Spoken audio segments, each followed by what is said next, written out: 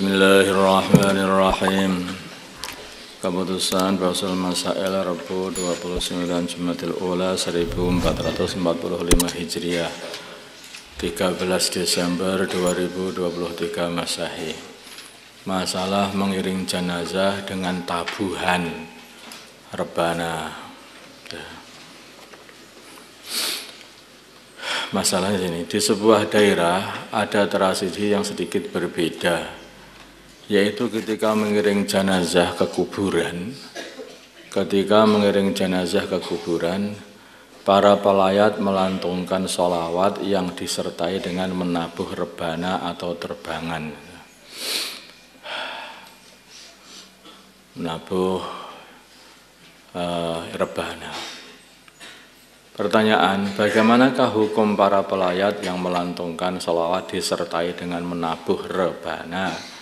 Sebagaimana keterangan di atas, hukumnya adalah makruh karena kesunahan ketika mengiring jenazah adalah bertafakur tentang kematian dan keadaan selepas kematian. Di waktunya itu kurang pas itu. Waktu itu waktu ngingat akhirat, ingat kubur, ingat mizan, ingat hasyar, ingat mizan. Nah, dan lagi pula itu waktu itu juga waktu orang berkabung. Tengah-tengah orang berkabung semua susah. Itu kita hingar-bingar, seneng-seneng. Nah, yang seperti itu enggak munasib. Bisa jadi kadang-kadang juga bisa menyakiti hatinya orang yang sedang susah karena tidak didukung atau tidak mau barengi dengan kesusahan dia. Atau mungkin bisa juga karena kita ini seharusnya ketika ada orang yang wafat ini mengingati akhirat, dan orang mengingati akhirat ini sudah semestinya dia itu lebih mengedepankan khaufnya dari takut begitu. Sehingga mengeraskan suara disertai menabuh rebana, mengeraskan suara apalagi disertai menabuh rebana malah mengganggu konsentrasi dalam tafakkur.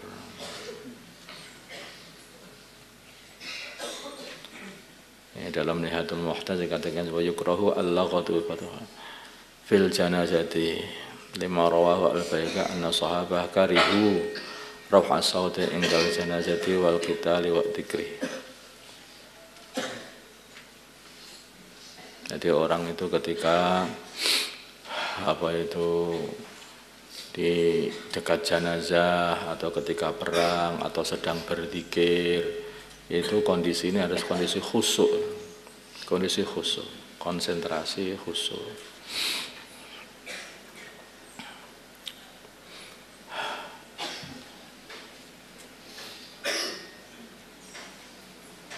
Bahkan saking sebagian ulama, bahkan sebagian ada yang mengatakan, bahkan orang yang mengeraskan suara mengatakan, mintakanlah ampun kepada Allah untuk jenazah ini. Itu saja itu sudah kurang pantas dianggap seperti itu. Ada yang mengatakan seperti itu.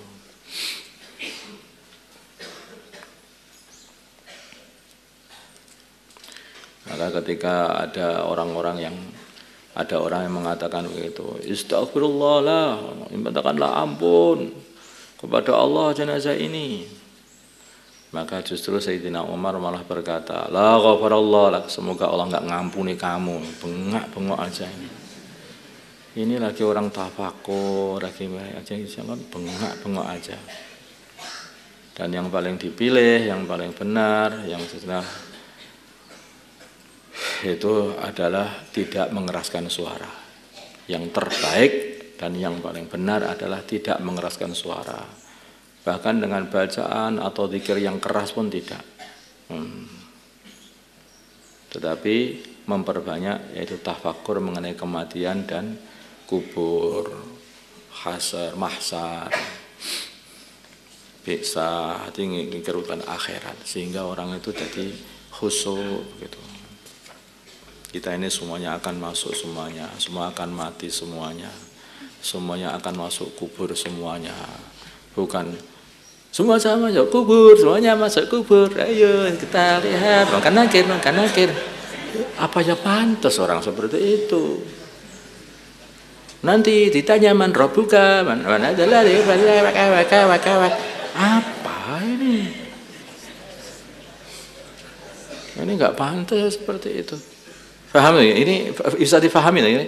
Nah, jadi waktu itu, waktu farah itu memang ada dalam agama, dan waktu tafakkur itu juga ada, dan waktu orang harus khusyuk itu juga ada. Itu padahal kita ini mau sholat saja itu kan dimakruhkan kalau kita ini ngebut karena mau mengejar jamaah, pol, terus akhirnya ikut jamaah itu. Orang seperti itu apa bisa khusyuk? Itu nggak bisa khusyuk, ngebut kemudian mengejar jamaah itu aja nggak boleh. Nggak usah ya, yang kita berjalan itu yang mau sholat berjamaah itu pelan-pelan, dirinya sudah khusyuk, jantungnya itu tidak berdetak dengan keras. Nah itu menandakan itu kondisi orang yang tenang begitu ketika sholat itu akan lebih mendatangkan kekhusyuan ketika sholat. Karena itu waktu khusyuk. Nah begitulah. Sekarang masalah membaca Rabbighfirli sebelum membaca amin. Bagaimana hukum mengucapkan Rabbighfirli sebelum mengucapkan amin? Waladdallin Rabbighfirli amin. Itu gimana itu? Jawabnya adalah ini sunnah. Karena ini ada hadisnya juga dalam khabar Hasan katanya itu annahu sallallahu alaihi wasallam qala aqibad-dhalin. Beliau berkata setelah ucapan dhalin, beliau mengatakan Rabbighfirli amin. Nah, begitu. Ini takhrijnya hadis sudah. Belum ditakhrij. Masalah al-Mutaridi khilaf yang mengatakan siqah dan mengatakan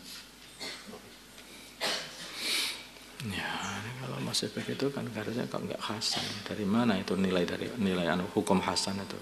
Siapa yang menghukumi hasan itu? Bahkan kalau Imam Zahabi beliau mengatakan hadisnya mungkar. Hadisnya mungkar. Ya, ini bisa dikatakan ini ajalah pendapat ulama saja ya. Ini pendapatnya ulama ini karena hadisnya masih banyak diperselisihkan ke sahihannya. Ada yang mengatakan sampai hasan katanya. Ada yang mengatakan hadis ini tapi bahwa hadis ini adalah hadis yang mungkar, katanya. Hadis mungkar itu. Hadisnya orang yang dhaif berselisih dengan hadisnya orang yang siqah. Hadisnya tadi mungkar seperti itu. Ya, wallahu a'lam. Jadi ada yang mengatakan itu adalah boleh atau sunnah. Kalau tidak, ada yang mengatakan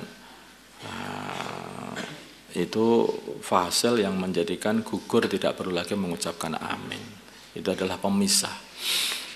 Sehingga kalau mengucapkan seperti itu maka sudah tidak disunahkan, itu sudah mengucapkan Rabbighfirli tidak sunahkan lagi untuk membaca amin.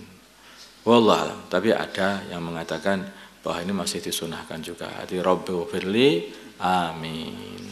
Nah, ada yang nambahi lagi Rabbighfirli wali walidayya amin.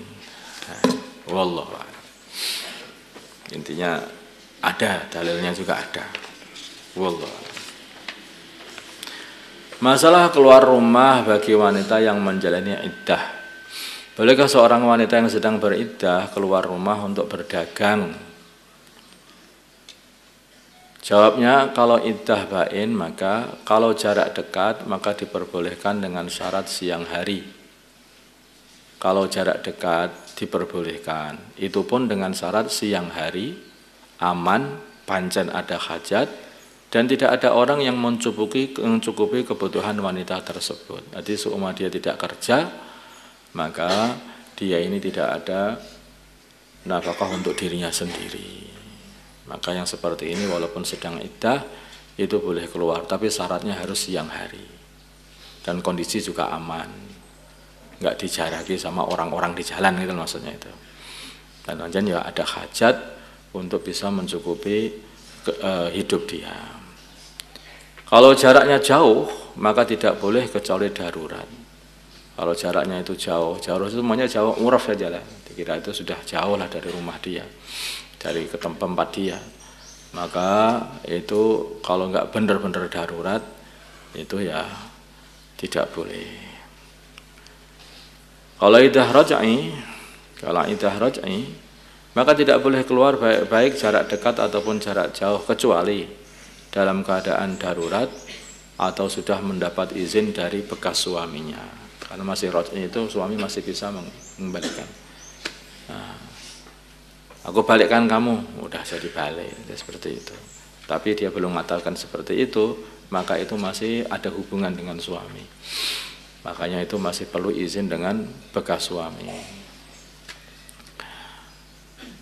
Catatan, bain kubra adalah wanita yang ditolak 3. Bain sughra adalah wanita yang ditinggal mati suaminya, difasah atau dikhulu.